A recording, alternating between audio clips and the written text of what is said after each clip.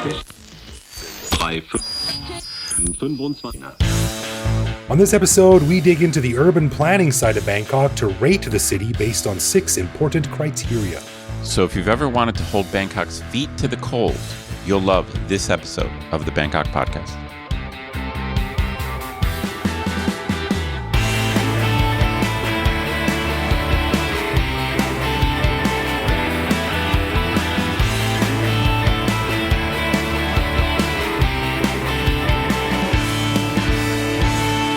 Sawadee krap, and welcome to the Bangkok Podcast. My name is Greg Jorgensen, a Canadian who came to Thailand in 2001 and laughs at his friends freezing in a Canadian winter, except during the months of April and May, when I wish I could join them. Dude, I mean, we talked about it on the bonus show. It's just, I'm baking right now. Unrelenting heat and humidity, no doubt. And I'm Ed Knuth, an American who came to Thailand on a 1-year teaching contract more than 22 years ago. Fell in love with being called handsome by random strangers 5 times a day. So I never left. I mean, how could I leave? Are they really random, though? You keep going back to the same group of strangers? Well, to be honest, it seems to be women sitting in front of like massage parlors. So maybe it's not totally random. Super weird. I wonder why they're there. Okay, we want to give a big thanks to all of our patrons who support the show. Patrons get every episode a day early, behind-the-scenes photos of our interviews, a heads up to send questions to upcoming guests, and access to our Discord server to chat with me, Craig, and other listeners around the world. But best of all, patrons also get an unscripted, uncensored bonus episode every week where we riff on current events and Bangkok topics. On this week's bonus show, we chatted about Metallica's new album, Rad. Actually, that's not what it's called, but I just think it's rad. which Greg is very hyped about. Yeah, baby. The unceasing heat wave in Bangkok, which is causing all kinds of problems, and which is predicted to get even worse over the next couple months. The fallout from the Songkran 7 deadly days of road accidents, and an update on Greg's googly eye graffiti project. To learn how to become a patron, click the support button at the top of our website. Yeah, man. And as always, if you have a comment, a show idea, or just want to say hi, hit the BangkokPodcast.com and click the little microphone button on the bottom right to leave us a voicemail that will play on the show. You know, I can probably just do that sentence by AI. I say it every show. I can just get an AI to say it for me. Heck yeah. Hit a button and it'll be like... Heck yeah. All right. On this episode, we are going to tackle a question that is probably pretty subjective, and that is Bangkok actually a really livable city? Now that COVID is mostly over, we're seeing more and more tourists visit our fine home. But as we've noted on the show before, visiting a city and actually living in one are two very different things. So Ed and I were rapping, as we are wont to do, and we got to discussing why we actually like living here. And we decided to do a bit of digging and found some articles by renowned urban planner Alex Garvin. And in one of them, titled What Makes a Great City, he listed 6 items that allow a city's citizens to take full advantage of all it has to offer. So we thought it'd be fun to go through these 6 and not only discuss them, but each give them a rating from 1 to 10 and see how my opinion on these things compares to Ed's opinion on these things and what Bangkok is really giving us, me, you, Ed, our audience, the people that really make up the lifeblood of this city. And sort of bring it to life. So what do you think? What do you think of this? I love this topic. We've done similar shows, you know, where we looked at some rankings of cities. Sure. And this is similar, but the idea here is we just have been given some qualities or characteristics, and then you and I have to do the rating. So this is not a survey that some experts have done in ranking cities. We're going to essentially try to decide what kind of score we would give Bangkok. And we decided on a scale of 1 to 10, 10 being the best, 1 being the worst. For what do we got? We got 6 different qualities. Is that right? 6 different qualities, 6 different bullet points. Yeah. Yeah. And so so the idea is that this represents how good it is to actually live here. So the focus here is not so much on just visiting like tourist stuff. It's more on how does Bangkok score for expats who want to live here. And I like this because you and I get to give our own scores. So this is admittedly, this is not based on like formal research and like thousands of surveys. This is just you and I shooting the shit. And on the podcast, Greg, I think you taught me this, that we want to keep it real. We don't want to oversell Bangkok, even though this is the Bangkok podcast, we don't want to oversell it and make it sound like this is ranked 10. It's like the best. This is the best in everything. Bangkok is not the best in everything, and so we thought this would be helpful to listeners to see what kind of score we would give Bangkok in these 6 interesting categories. Yeah, I think it's an interesting idea. And this guy, Alex Garvin, he wrote a book called What Makes a Great City, and it's apparently really well regarded. And it sort of looks at, and like you mentioned, this is for expats, but it's not only expats, it's everyone. And that's, as we'll get into it, it's part of what makes a city is just that it's it's got something for everyone. It's not correct. Yeah. So I I didn't mean to exclude Thais. I just meant that most of our listeners are expats or tourists. I just want to make clear we're not necessarily talking about a place you come for 3 days. Like, for example, I personally would not want to live in New York City, but I love visiting New York. Like, I think it's for a few days, like New York is just a blast. Interesting. Absolute blast. It's funny. As long as you got some money to spend, but I personally wouldn't want to live there. I wouldn't want to live there. It's funny you bring up New York because as a Canadian kid growing up in a little farm town on the prairie, I saw New York as like this almost mythical destination where all these magical things in the movies happened. And I've never been, but I would love to go. Yeah. I think it's a great place to visit. It's, obviously a lot of people love living there too. But man, yeah, there are places I want to go because I haven't been there before. But New York is my number one in terms of just places I've had the most fun at that I've visited. I wonder if there's some like teenager somewhere and he rented The Hangover 2 with his buddies one night and he's like, man, Bangkok, I gotta go there. It's a beacon. It's calling. It's an adventure. All right, so we're going to go through each quality or characteristic here, and then it's going to have a quick little explanation of exactly what it means afterwards, and then we're going to go through and rate them. So the first one says it must be open to anyone, and that means that it accommodates people of different goals, backgrounds, and reasons to be there. Okay. Now, is Bangkok open to anyone? I've got an opinion. Do you want me to go first, or you want to go first? You go first. Yeah, you go first. Okay, well, I won't get my score right away, but my first reaction to this was, yes, Bangkok is open to anyone. That was my first reaction. But then I thought about it more, and I think it's a little bit more limited than I thought at first. And here was the kind of asterisk. There's definitely a variety of things to do here. There's no doubt about that.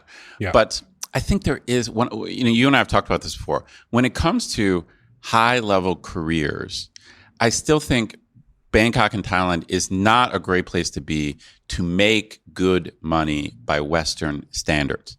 Because like when I read this description, it said it accommodates people of different goals, backgrounds, and reason to be there. And the bottom line is, it's not just like liberal arts professors that don't make a lot of money in Bangkok. The bottom line is if you're like a lawyer and you come to Thailand, you're not going to make as much money, anywhere near as much as you make in New York, Chicago, LA, Paris, London, Tokyo. It's just the economic scale is totally different. Okay. Substantially different. Not like, 20% less. It's not like that. I mean, it's like 50% or 30% or 10%. It's just, this is not a great place to make money. Now, I want to be clear here. Is it possible to make real money here, millions of dollars? Yes, it is. It is. But just ask any professional, ask any engineer, doctor, or lawyer, and compare what they make in Phoenix, and then they take a similar job at a Bangkok hospital. It's going to be 10 to 20%. Right. Okay. Of what it is. And so this was my limit. So initially, I was thinking like, this is an 8 or 9. This city's open to anyone. But I think if you want to make good money, then the bottom line is, for some unique reason, it might be good to be here. Because there's so many different ways to make money. But I'm going to give it, I really want to give it like a 6 or 7. Again, because also like we've talked before that like, if you want to be a professional ballet dancer, like this is not a great place to be. Like there's not great arts and culture here either. Okay. So I started thinking 9, I'm going to give it a 6. I agree largely with what you said, and I think I come at it from a similar angle. I mean, Bangkok is just sort of this gravity well in Thailand, right? It's the only major city. For sure. And if you want to do anything to a larger degree, you kind of got to come to Bangkok. Yep, so It does offer almost everything on a bigger scale. So if you wanted to be like a doctor, you go to Bangkok to be a better doctor. If you want to be a construction worker, you go to Bangkok to work on some really big construction projects and maybe make a bit more money. If you want to be, a vet, you go to Bangkok because there's better schools or whatever. So I think it does offer a lot of things for a lot of people, but I think there's a big difference between like how a Thai would see this and how a foreigner would see this. Like what you said, you're not going to, be a big city lawyer in Manhattan and then move to Thonburi to open a law practice. That ain't going to happen. But for a Thai person, Bangkok is like the jewel, right? Yeah, for sure. So, maybe my take was a little bit harsh. I'm coming at it thinking of from more of a foreigner standpoint. But yeah, I see your point. I mean, from a Thai perspective, like this, I mean, really, Bangkok would get a 10 compared to other Thai cities. Right. So I'm going to give it a 7 on here. I think. Okay. I think it does a pretty good job of broadly offering people sort of more options for what they want to do, but it's got some real gaps there that are not perfect. Yeah, I think the problem, which we've talked about before, is that it's just not quite world class. Like it's good, and you could do anything here you want, anything. Yeah. But it's just not quite world class, and you're not going to make the money you're going to make in other world cities. So you say 7, I say 6. That's not so bad. That's pretty close. Yeah, right. All right, number 2 says it has something for everybody, which means that all socioeconomic classes can find what they need when they need it. Well, I guess I'll go first again. I mean, you probably guess what my answer is because I've said this, and this is one of the things I love about Bangkok is that I think it caters to every social and economic class. I mean, it sounds funny to say it, but Bangkok is a great city to be poor in. It is. And it's like, I'll tell you just right up front, I'm giving Bangkok a 9 for this. Really? And 9. Because I think that, I've often thought, like, for example, if I was living and working in Manhattan, making Manhattan money, and then I lost my job, immediately I would be thinking, I got to move. Right. Okay. Yeah. I got to move. Like, you know what I mean? So if I'm making, $300,000 a year, then I'm okay living in Manhattan. But if I lose my job, if I'm going to go, if I got to do the books, if I got to go work in a bookstore for 6 months, I'm not paying Manhattan rent. You know what I mean? Whereas Bangkok, one of the reasons why I like it here is that I'm like, my career could go up, my career could go down, but I could still afford to live here. Like, there's so many cheap rooms and cheap street food, and that I just feel like Bangkok is very welcoming. And if you're rich, my God, do you have opportunities in Bangkok? Like, you've got some of the best hotels in the world. Like, spa. I'm not into spas or anything, but just like if you want to be pampered, if you want to spend money and just eat the best food in the world, this is a great city to be in. Like, if you want to blow money, like some cities in the world, like you might have money to spend, but you're like, there's no good restaurants, or you know what I mean? But here, man, if you got money to spend, there's a lot of ways to spend it. You know what I mean?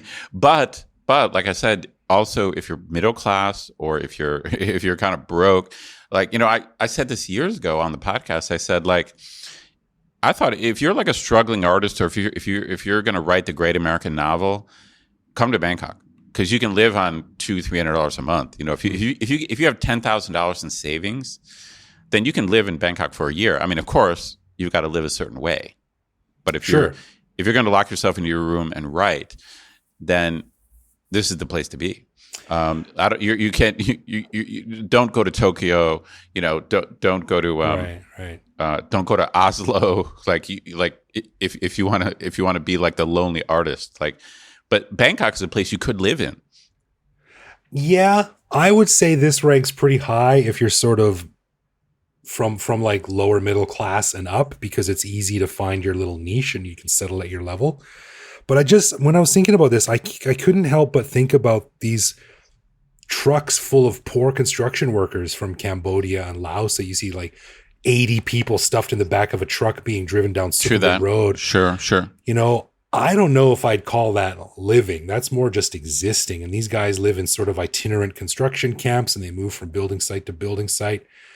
They're making a bit more money than they would at home, yes, and they're sending it home to their family, great. But, Bangkok also has a real problem with this sort of like this underclass of people.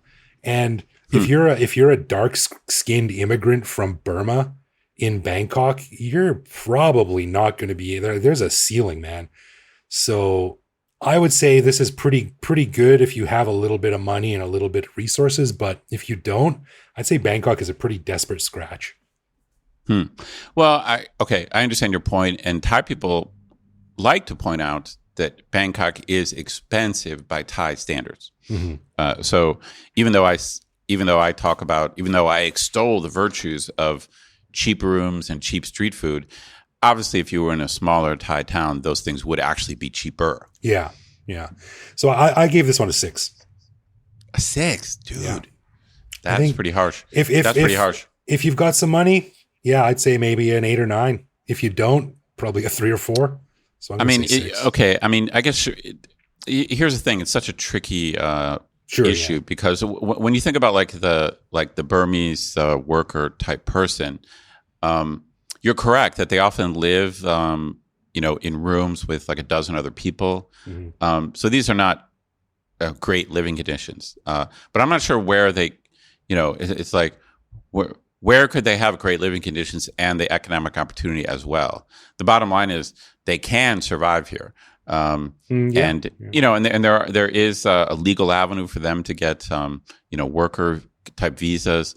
But I get your point. But, when you say something like 6, it just makes it sound like this is not a good place to be. Like I said before, like I really believe that like Tokyo or New York, especially places like Manhattan, Paris, London, I think those are the kind of places that you got to be middle class or above. But whatever, we can agree to disagree. It's a good thing this is not a scientific rating. This is just merely going on gut feelings. It's just you and I. I mean, you're right. I mean, I guess maybe, again, I'm thinking like a foreigner, and I'm thinking of myself if I lost my job or quit my job, and I just wanted to like live on the cheap. Right. To me, Bangkok is great. Like I can downgrade, and I don't have to move. Like I don't have to like move to Nong Khai or something. You know what I mean? Right. And there's nothing wrong with moving to Nong Khai or wherever and living super cheap. But I'm like, damn, I could just get like a 6,000 baht, a month place on Soi 22 and eat street food, and I'd be okay. But okay, I'm gonna go 9. You're gonna go 6. Yeah. All right. Number 3 says it can attract and maintain demand. An attractive place will draw people from near and far away. Do you want to go first this time? I'll go first. I'm gonna give this one an 8. Bangkok has got that je ne sais quoi, that secret sauce, that mojo, man. I don't know what it is, but it gets under your skin and it sticks with you. People, even if they don't like Bangkok, they come home going, man, Bangkok is a trip, man. It's intense. Like no one goes, it was boring. Nothing to do, nothing to see, So I think Bangkok is high on this scale. People love it. People keep coming back to it. It's got a lot of demand. I largely agree.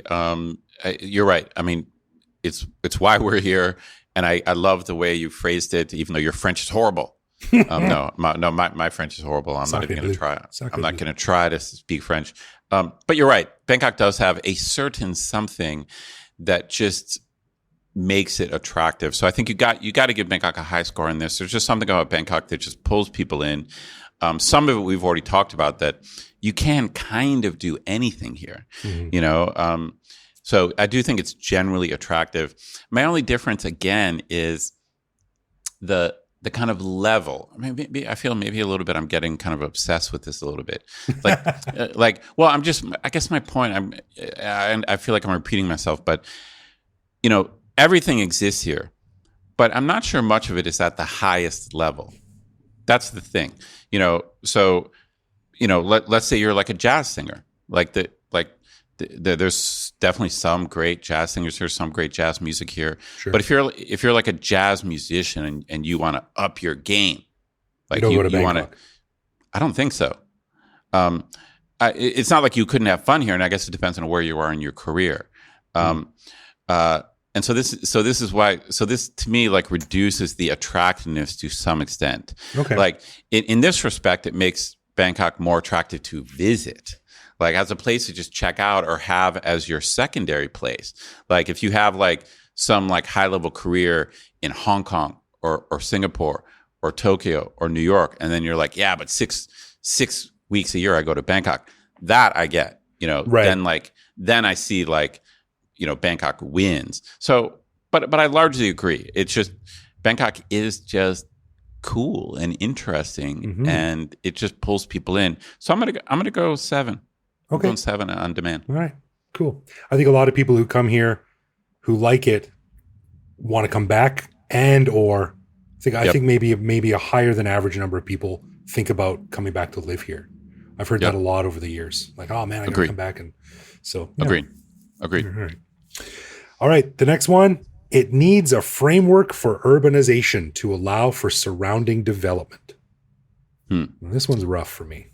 Yeah, I'll let you go first. I mean, in this case, I really kind of felt like I don't know enough about it, but I do have an opinion, but I have to kind of, my caveat is I'm not sure if this is a great place for development, in the general sense of the term, but I've got an opinion, but why don't you go? Yeah, I don't really have a lot to throw into this one. I just think that in terms of surrounding development and building out infrastructure and stuff, I mean, Bangkok, as it stands now, has a real crap in transportation infrastructure for cities of comparable size. And then in the next 5 or 6 years, it's probably going to be a lot more better as more of these trains open up. But I mean, the klongs, the roads, it's just kind of like a big plate of spaghetti thrown on the ground. It doesn't really have any, there's no grids here. There's no real foresight. I mean, just look at the Taksim Bridge when there's only a single train that goes across it at a time because they didn't sort of think far enough ahead to plan out this growth and development that is necessary. So I think Bangkok does grow and it does develop and it does urbanize, but in sort of this sort of haphazard, chaotic way that doesn't really seem that planned to the layman. Sure. So what? Give it a number, dude. I'm going to give this one a 4. Wow. Pretty low. I think it's pretty chaotic. I'm more optimistic. I mean, everything you said is correct. Like Bangkok is not a well-planned city. I think we can agree with that. But I just think in the 20 years I've been here, and I think about, so right around the time I got here, the MRT opened, and I'm just shocked at 20 years is a long time, and maybe it should have happened faster or quicker. But when I look at the combined BTS and MRT and the airport rail link, in 20 years, like shit has changed a lot, like a lot. And then, there is the parks we've talked about. I mean, obviously there should be way more parks than there are. No doubt about that. But the park situation has gotten a lot better, especially around the Sukhumvit area. And so I think I'm just a bit more, I'm just a bit more optimistic. Although, again, my caveat is I'm not really an expert in economic development. But I've talked before about I was shocked when I went to Manila and I saw like how far behind Manila is. And I want to be clear, I love the Philippines. Like I had a blast when I was there. And in many ways, just the fact that the English is better and there's something about the Filipino personality that it's actually a bit easier, I think, for Westerners who speak English. So I'm a fan of the Philippines. But man, economically, like development-wise, urbanization-wise, interesting. It's way behind. I mean, not 10 years, not 20 years.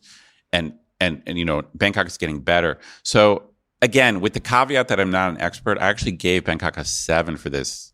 Just because when I think of like the SkyTrain and the MRT and the lines that are being planned and under construction right now, I think Bangkok's developing pretty quickly.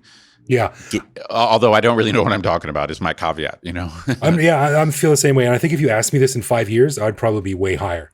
But for now, I think a lot of this, like, I don't think all the new train lines are happening because that was part of the long-term plan.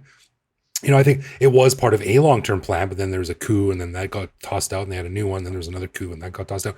So I think it's just sort of an economic demand. Like you have to have these trains. If not, the city will go bankrupt. People will start to riot. So it's, all these great train lines are coming in, not because of this grand, awesome long-term plan they have. It's just because there's no other choice.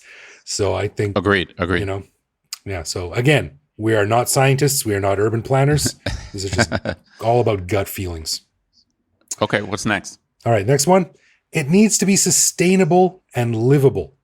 It's designed for people taking into account all their needs. That means they have fresh air, a lack of noise and trash, and plenty of shade if necessary. All right, listeners, I think you know what Greg and I are going to say to this one.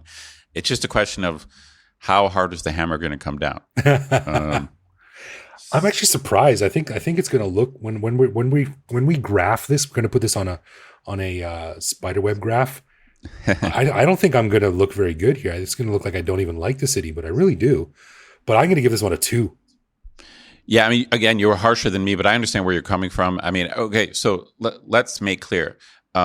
Noise is a huge problem. We got to do a show on noise pollution. Noise is a huge problem. I would say trash is not bad compared to other Asian cities. Like my friends who spent time in India were like, oh my God, you have no idea, Bangkok is a surprisingly clean city for its size. That's right. But yeah, there's a huge air problem. There's a huge noise problem. There's not enough parks. There's not enough green things. And even though traffic has probably gotten better because of the MRT and the SkyTrain and maybe slowly but surely more public transportation like the electric tuk-tuks. So I gave it a 5. I probably was a little bit too nice. I probably should have given it a 4, but I'm going to stick to the scores I wrote down. I wrote down 5.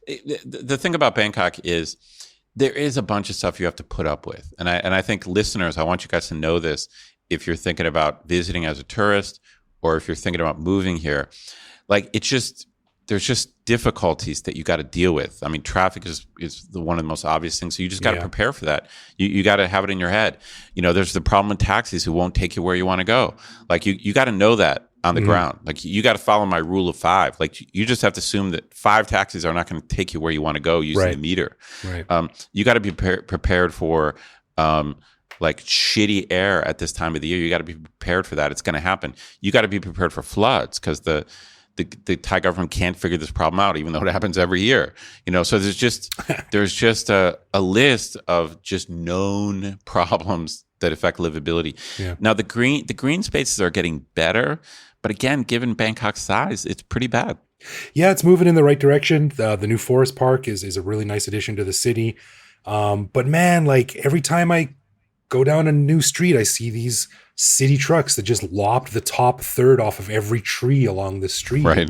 Coming back from, I was in Singapore a few months back. I just got back from Kuala Lumpur, and those cities are green, man. Beautiful big trees down almost all of the roads. Right. A lot of colorful paintings and cool street graffiti and art.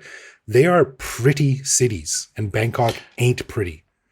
Well, yeah. I mean, your KL experience might give you perspective. I mean, you're right. I mean, the bottom line is, as I've talked about on the show before, I just don't travel that much. But Manila sticks in my head, and Bangkok looks pretty good compared to Manila, but maybe not compared to KL.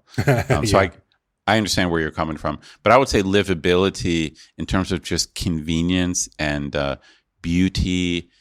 This is one of Bangkok's weaker categories, I think. Yeah, I would say the same thing. Yeah. All right, our last point. It needs to nurture a civil society. Great public spaces seem to bring out the best in people.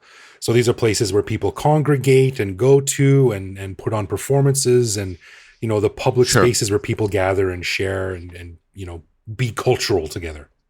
Sure. I don't think Bangkok has a lot of these places.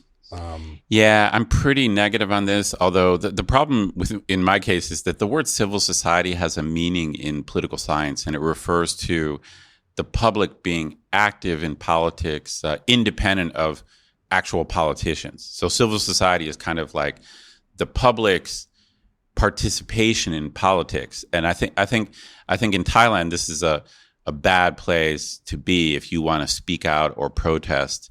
But your point is correct. So the way they worded this category, they're not just referring to politics. They're referring to public spaces where people can go and like listen to concerts. And the thing is this, I think for Thai people, it's not bad. Like even though I've been here 20 years, I periodically just stumble upon some huge event,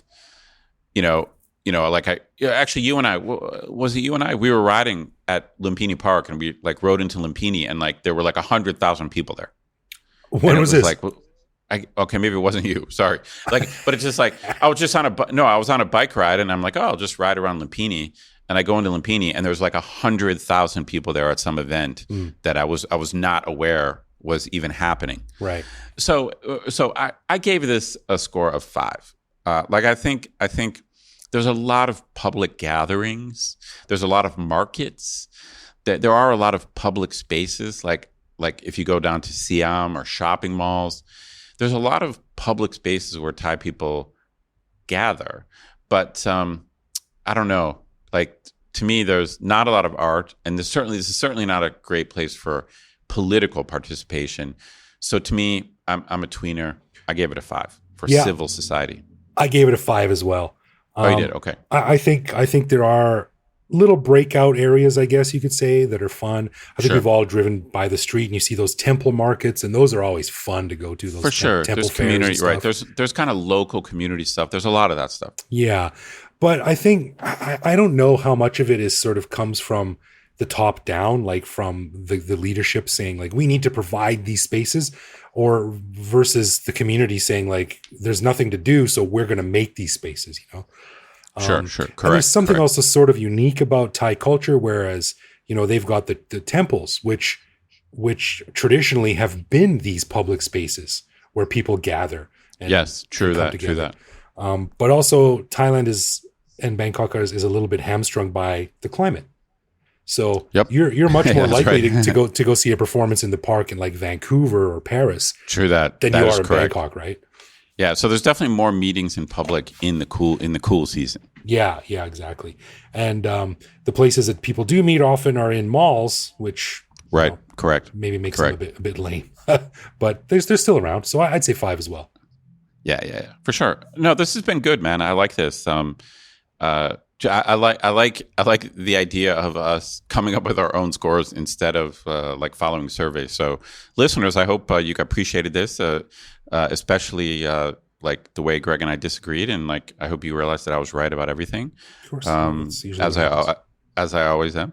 No, but I like your take on the urbanization is a very interesting take, because you're right that the planning, it's just, even when stuff ends up working, it does seem so chaotic, and you kind of see what Bangkok could be. Yeah, that's one thing that always bothers me is you see the potential. Yeah, you're like, okay, things have gotten better, but damn, like look at the look at the river. Like look at the river. It's like 90% of the banks of the river are just totally unused. Yeah. Like this really, I mean, the bottom line is Bangkok, it could be the coolest city in the world. Yeah. Like imagine if there were just bars and cool restaurants like all along the river. Like, you know, it's just like it could be just the cool, and there are some cool bars on the river, but it's 90% of the riverfront is taken up by pre-existing businesses or like slums or just property that's undeveloped. Like it's just like the river is kind of just a practically forgotten part of the city. Even the parks, like the forest park has these great warehouses in it. These old warehouses that are part of the old tobacco monopoly that are completely gutted and not being used at all. Like, my God, think of the economics of putting in like a market or a stalls or sales or, you know, some performances or something like that. You'd have droves of people coming in there, but they're just not doing it. It's kind of maddening to see. Anyway, that was cool. So thanks, listeners. Let us know what you think of these. I'm going to make a little spider web chart, a little graph where Ed and I are each going to have our rankings here, and we'll put that on our website at the bottom of this episode post. So yeah, that was fun. For sure. Good times. Again, not scientists, not urban planners. We're just people with strong, but we got strong opinions. It doesn't matter. That's right. We still got strong opinions. And we must broadcast them to the world. We're just people with opinions. That's all we got. All right, let's do something we call Would You Rather, where one of us picks 2 contrasting situations tied to Thailand to debate and choose which one we'd prefer. Ed, this week, it's up to you. Alrighty, dude. So you're a meat eater, but I would say as a meat eater, you're an open-minded dude. You like to eat vegetarian, maybe even vegan now and then. You got an open mind. Would you agree? You got an open mind. Yesterday, I had an entirely vegan day. I had no meat. Holy shit. Okay, maybe your mind's not open. Your mouth is open. You just like to eat, it sounds like. Yeah, well, look at me. You would agree. All right, here's my question. So Obviously, different types of cuisines, you can vegify them. You can try to vegify Western food, eat a fake burger. Sure. Or, of course, a lot of Asian food, Thai food, Indian food, you can do veggie versions of them. Mm-hmm. Okay. So let's say you decide, maybe like yesterday, you're like, okay, I'm going veggie today. Today's going to be a veggie day. Yeah. Yeah. Would you rather have Western vegified food, or I'll make it broad, Asian vegified food? Asian. Yeah. Oh, Asian. really? Yeah, totally. So you think it fits better?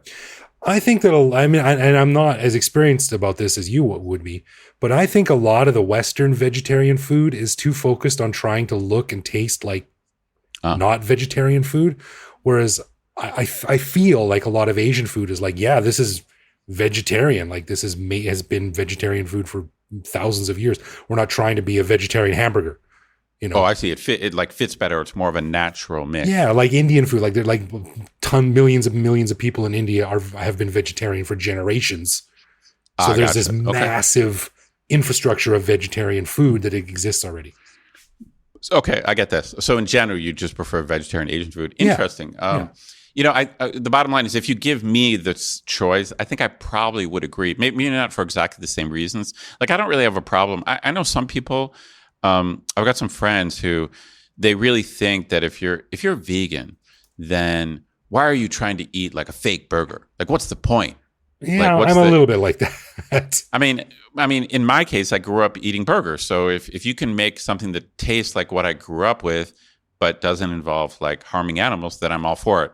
But I do understand the point. Like, I understand your point that there's certain cuisines that might be closer to or more naturally vegified. Right.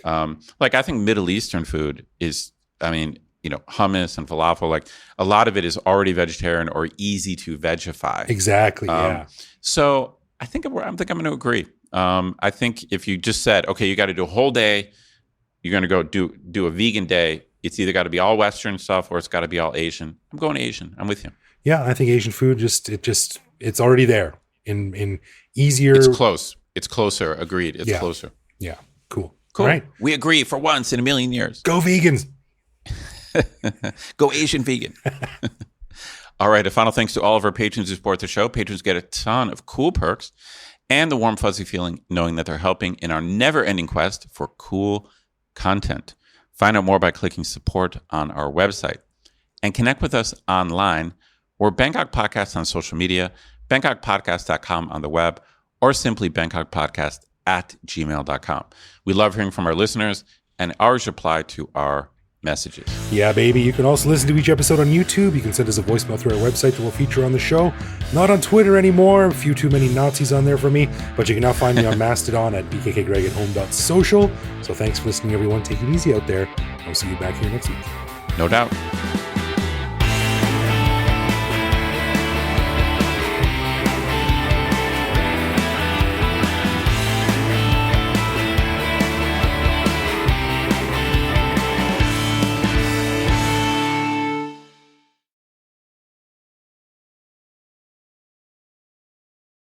So if I rotated it like this and my back was to the wall, and then I put like soundproofing material on the back, so behind me would be soundproofing. Right. It might make it even better. Get out and buy some eggs. Get those egg cartons taped up on the wall. Yeah, seriously, for reals, For reals, yo. All right. Oops.